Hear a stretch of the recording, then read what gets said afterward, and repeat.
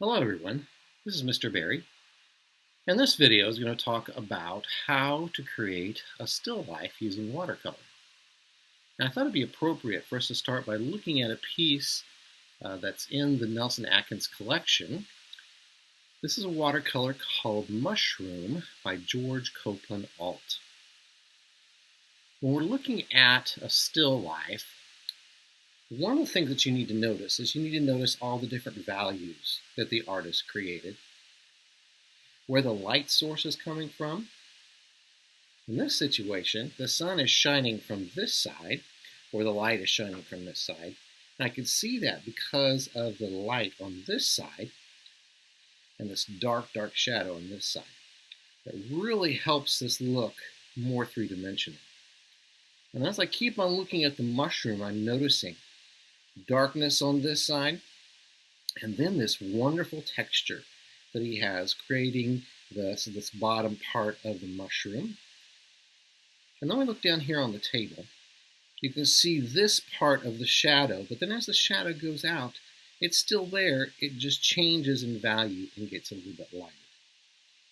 So creating value, creating the shadows, creating the textures, all part of creating a pretty wonderful piece.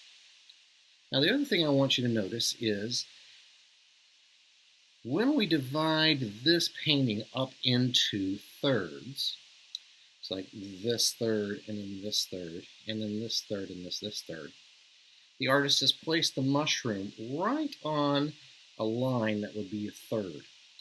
This is called the rule of thirds. It's used a lot in photography, but artists, it's one of the techniques that they use for composition and putting things together. So when you're working on your still life today, be thinking about placing it on one of those lines of thirds. You can even see down here at the bottom, so this is on the third as well. He didn't stop and smack dab put it right in the middle, which a lot of my students sometimes like to do if we don't talk about the rule of third. So the first step in creating your still life is going to be to do a sketch and include some of those simple textures and most of all those values, those shadows that you're looking at. Now, the best thing to do is to find the fruit that you're going to be looking at. I have my apple here. And right away, I've got the windows open so you can see this bright light hitting here, but notice the difference on the other side and how much darker it is on this side, the same thing that we saw when we were looking at the painting. So good thing would be to set out some apples or whatever fruit you're going to use and have them to look at, or if you can, go ahead and take a photograph of it, which is what I have here, fancy that you're utilizing.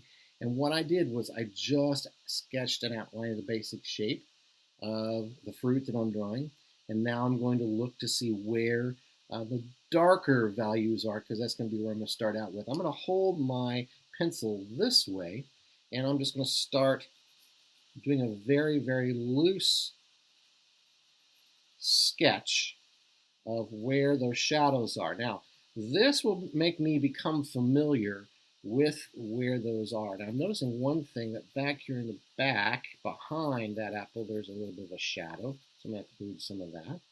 And then this is darker here, and that highlight is right in through there. So I'll make sure to keep that part white. The harder I press down, the darker that value is getting.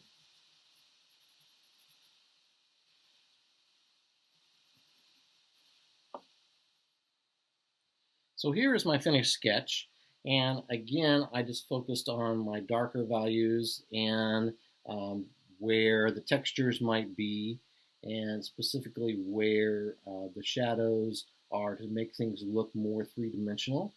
And I kind of have an idea of what the shape of my objects are going to be.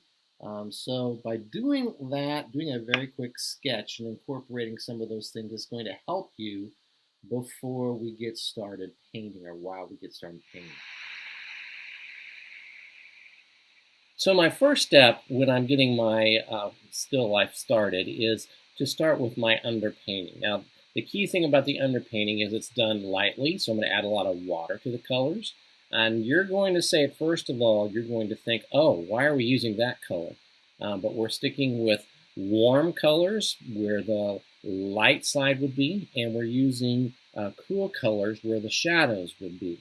So taking my large round brush, I'm going to, first of all, rinse it out and make sure that there's no color in it. And I'm going to start out with a yellow on the top. So coming over here and getting some of my yellow and making sure I got plenty of water in that yellow and wiping it off so there's not a whole bunch of water in it. And then I'm looking at my apple and I'm just going to start, okay, there's some yellow in through here, but I'm not going to worry about if it's not placed in correctly the right place. I do want to look to see where those highlights are, however. This is the apple that has a lot of highlights. The highlights for this apple are right in through that area. And then this apple, it's yellow here at the top. There's highlights right there. And then there's also highlights over in this area as well. Okay, so violet is going to be my cool color that starts out my shadows. And again, I'm going to test it so that I don't have it too dark. I think I add more water to it.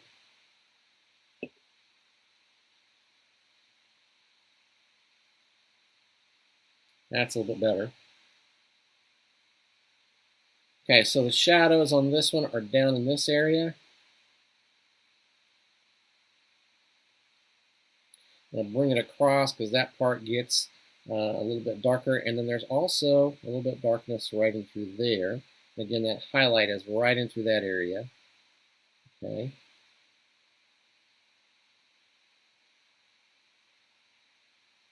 And now my shadow on this big apple here in the front, there's a little bit right through there.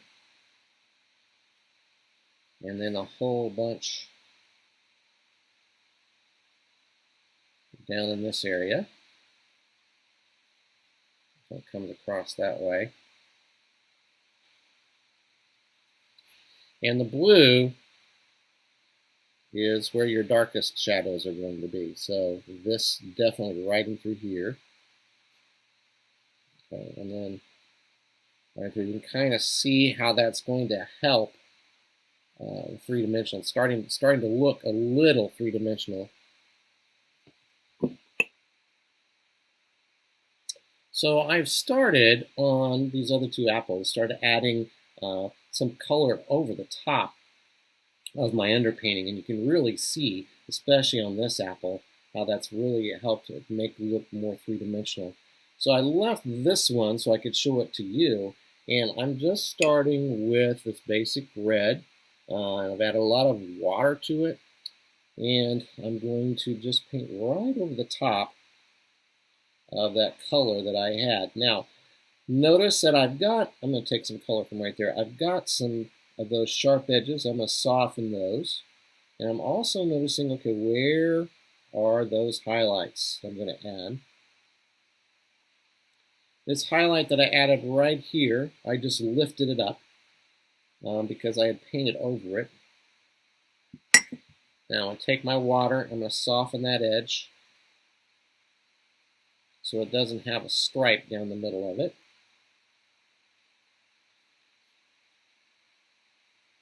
I'm also noticing that there's a lot that bring this around. There's definitely a direction that this apple has some patterns in it.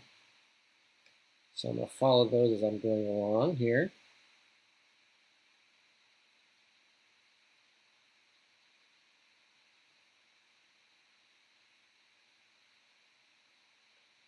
I'm going to add a little bit more red down here at the bottom.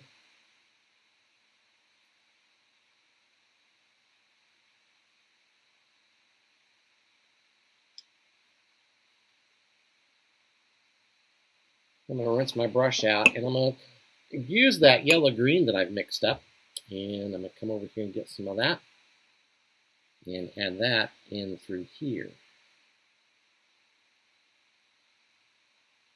And it's not green enough, so I'm going to add a little bit more green to it.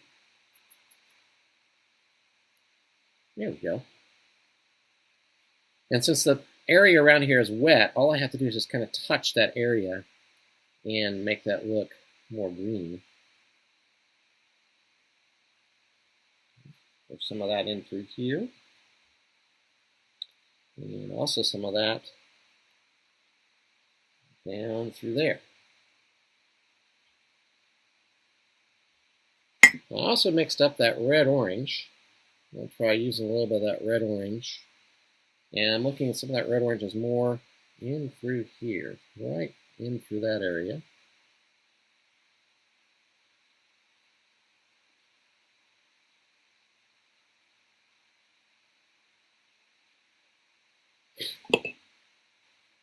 There's a highlight right there that I paint over. So I'm going to take my paper towel and I'm simply just going to lift some of it up with my paper towel like that. Okay, I'll come back in and finish these later, but I want to go ahead and finish this apple up by adding the darkest values. So I'm going to use a darker red, take in my red, add some more red to that. I'm going to touch of blue to mix in even darker red. It looks more like the violet that I had earlier. And where I know there's a little bit of a shadow that I want to add right in through there. And a little bit more in through here.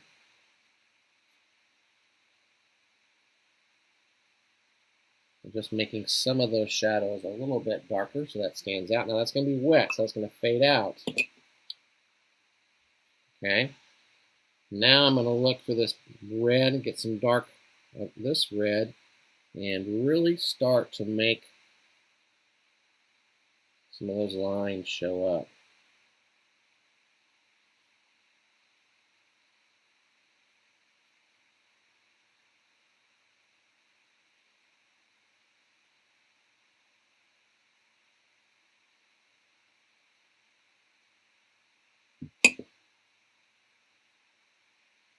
Now what I did was I completely dried off my brush and I'm blending. So I'm blending in and doing some dry brush in these areas. Dry brush means that my brush is that's just not wet. Now I've got this area right in through because I kind of like the way that my apple is looking now. I've got this area right in through here where I need to do the stem. And I'm going to take some of that really, really dark orange, reddish color, add blue to it, and then come in here and show that shadow, which is right in through there. And see, this is wet, so that's bleeding out a little bit. I like this so much that I'm going to bring it down here a little bit, right in through there. Again, dry brushing it, moving up so I've got that texture. Okay, and my stem is a little bit of brown, a little bit of green. So I'm going to take a little bit of my brown, and this is going to be a light brown to start out with. And it's going to be right in through here.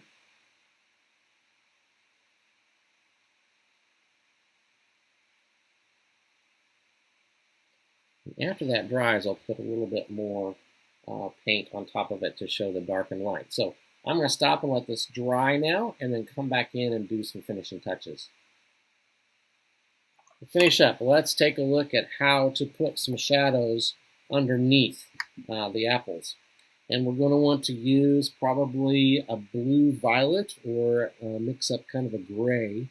And the best way to mix up a gray is to mix up two colors that are crossing each other on the color wheel, which I talked about in a previous video. So since we're using red and using violet, I thought let's try mixing a little bit of red and green together, see what happens as far as I've got this lighter green. Let me just come up with this. Let me add a little bit of blue to it. So it's a little more blue-green. And then a drop of red. Alright, it's kind of a gray look to it. Let's see, that's not too bad for a shadow. And I can always add some more to it. Now, best way to do this is, once again, come in and wet down that area. I'm looking at the still life, and this area in through here is a dark area. That's a dark area. This is kind of a dark area in through here. And then there's a really dark fold right through there. And over here. And then coming up over this area. Okay, so taking some of this paint, testing it to make sure it's not too dark. Getting it around those areas here.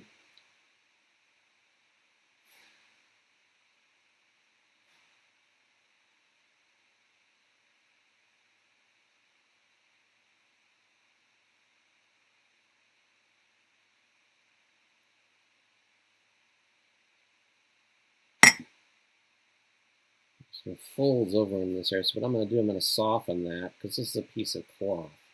Now, the background is not the important part. Your apples are the important part. And this background is going to help just make it look like it's sitting on the table. So I'm going to work in here now with some of that, just some water, just taking some water and blending this out.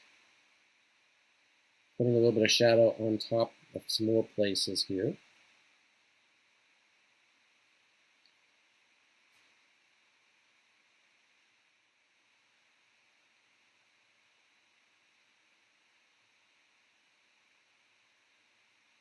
And these on out.